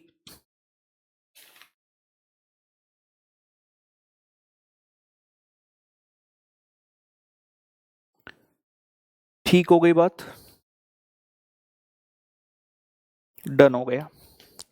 फॉरेन ब्रांच की हमने स्टार्टिंग कर दी, यहीं तक रुकेंगे, यहीं तक रुकते हैं। नेक्स्ट क्लास में मिलेंगे, इस कॉन्सेप्ट को, इस टॉपिक को आगे बढ़ाएंगे और इससे संबंधित और अच्छे अच्छे पॉइंट जो है सीखेंगे। आज का लेक्चर करते हैं समाप्त दोस्तों, मुलाकात नेक्स्ट लेक्चर में, तब तक के लिए बाय बाय।